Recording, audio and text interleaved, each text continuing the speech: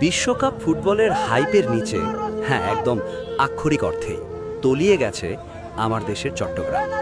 কথাটা শুনতে হয়তো একটু তেতো লাগবে, কিন্তু আমার মনে হচ্ছে এটাই এখন বাস্তবতা। এখন সোশ্যাল মিডিয়ায় ঢুকলেই কোথাও আর্জেন্টিনা, কোথাও ব্রাজিল, কোথাও কে জিতবে কে হারবে সেই হিসাব নিকাশ। কিন্তু নিজের দেশের একটা শহর ধীরে ধীরে পানির নিচে চলে যাচ্ছে, সেই খবরটা যেন কোথাও হারিয়ে গেছে। কয়েকদিনের টানা বর্ষণের কারণে এখন চট্টগ্রামের বাঁশখালী সহ আরও বেশ কয়েকটি এলাকায় বন্যার পরিস্থিতি খুবই ভয়াবহ। রাস্তা পানির নিচে, বাড়িঘর পানির নিচে। অনেক পরিবারের স্বাভাবিক জীবন একেবারে থেমে গেছে। কারোর ঘরে খাবার নেই, কারোর নিরাপদ আশ্রয় নেই, আবার কেউ নিজের ঘর ছেড়ে অন্য কোথাও আশ্রয় নিতে বাধ্য হয়েছে। এখনও সারা দেশে গুড়ি গুড়ি করে বৃষ্টি পড়ছে, আর আবহাওয়ার যে অবস্থা, তাতে বন্যার পরিস্থিতি যে কোনো সময় আরও খারাপের দিকে যেতে পারে।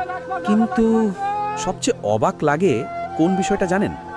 দেশের মানুষের এই দুর্দশার সময়ও আমরা ব্যস্ত ফুটবল বিশ্বকাপ নিয়ে। মনে হচ্ছে এখন দেশের সবচেয়ে বড় সমস্যা চট্টগ্রামের বন্যা না, বরং আর্জেন্টিনা 4-3-3 খেলবে নাকি 4-4-2 খেলবে। কে গোল করলো, কে মিস করলো, কোন রেফারি ভুল সিদ্ধান্ত দিল, এসব নিয়েই আমাদের যত চিন্তা। আর ওদিকে নিজের দেশের মানুষ বন্যার পানির সঙ্গে প্রতিদিন লড়াই করে যাচ্ছে। দেখুন, ফুটবল ভালোবাসতেই পারেন, আমি নিজেও ফুটবল দেখি, বিশ্বকাপের উত্তেজনাও উপভোগ করি, এতে কোনো সমস্যা নেই। কিন্তু আমাদের তো সবার আগে বাংলাদেশকে প্রাধান্য দেওয়ার কথা ছিল। নিজের দেশের মানুষ যখন বিপদে থাকে, তখন অন্তত কিছুটা সময় তাদের কথাও তো ভাবা উচিত। কারণ যে দেশটা আমাদের পরিচয় দেয়, সেই দেশের মানুষের কষ্ট আমাদের কাছেই সবচেয়ে গুরুত্বপূর্ণ হওয়া উচিত। আর একটা বিষয় আমি সত্যি বুঝতে পারি না, চট্টগ্রাম নিয়ে দেশের মানুষের মধ্যে তেমন কোনো দুশ্চিন্তা দেখছি না, তেমন কোনো আলোচনা নেই, তেমন কোনো হইচইও নেই। ফেসবুক খুললেই কে ব্রাজিল, কে আর্জেন্টিনা, কার পোস্টে বেশি রিয়্যাক্ট, কার কমেন্টে বেশি ঝগড়া, কার যুক্তি বেশি শক্তিশালী, এসব নিয়েই যেন একটা অদৃশ্য প্রতিযোগিতা। কিন্তু চট্টগ্রামের একজন মানুষ আজ রাতে শুকনো একটা জায়গায় ঘুমাতে পারবে কিনা, সেই প্রশ্নটা কয়জন করছি। আমি ফুটবলের বিরুদ্ধে না, একদমই না। বিশ্বকাপ এলে আমিও ম্যাচ দেখি, উত্তেজনা কাজ করে, প্রিয় দলের জয় চাই, এসব খুবই স্বাভাবিক। কিন্তু যখন সেই ফুটবল আমাদের বাস্তবতা ভুলিয়ে দেয়, তখন সেখানে একটু থামা দরকার। আমার মনে হচ্ছে আমাদের ফুটবল উন্মাদনা দিন দিন একটু ভয়ের দিকেই যাচ্ছে। একটা খেলা নিয়ে এতটা অন্ধ হয়ে যাওয়া যে নিজের দেশের মানুষের কান্নাও আমাদের চোখে পড়ে না, এটা কি সত্যিই স্বাভাবিক? একবার নিজেকেই প্রশ্ন করুন। সবচেয়ে কষ্টের বিষয় জানেন কি? অন্য দেশের একটা ম্যাচ নিয়ে আমরা ঘন্টার পর ঘন্টা তর্ক করতে পারি, কে সেরা, কে লেজেন্ডারি, কে বেশি কাপ জিতে, এসব নিয়ে রাতভর বিতর্ক করতে পারি। কিন্তু নিজের দেশের মানুষ বিপদে আছে, এই খবরটা 2 মিনিটও আমাদের আটকে রাখতে পারে না। কিছু পোস্টে 2000 কমেন্ট, কিন্তু বন্যার খবরের পোস্টে নীরবতা।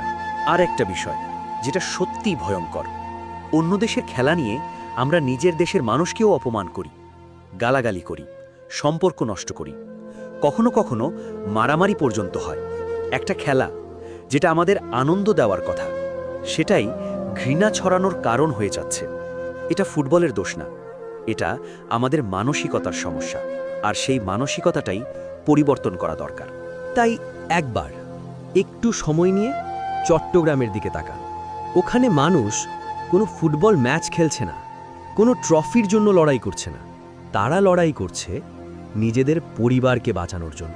কারো ঘরের ভেতরে পানি, কারোর রান্নাঘর পানির নিচে, কারোর ছোট্ট সন্তানকে কোলে নিয়ে নিরাপদ আশ্রয় খুঁজতে হচ্ছে। একবার ভাবুন তো, যদি এই ঘটনাগুলোই আমাদের নিজের পরিবারে ঘটত, তাহলেও কি আমরা এতটাই ব্যস্ত থাকতাম বিশ্বকাপের তর্ক নিয়ে? এই দৃশ্যগুলো সত্যিই কি আপনাদের মনে কোনো দাগ কাটে না? এখনও বৃষ্টি হচ্ছে, আর সত্যি বলতে সামনের পরিস্থিতি কোন দিকে যাবে সেটা এখনই নিশ্চিত করে কেউ বলতে পারছে না। কিন্তু যে লক্ষণগুলো দেখা যাচ্ছে, তাতে বন্যার পরিস্থিতি ধীরে ধীরে আরও অবনতির দিকেই যাচ্ছে।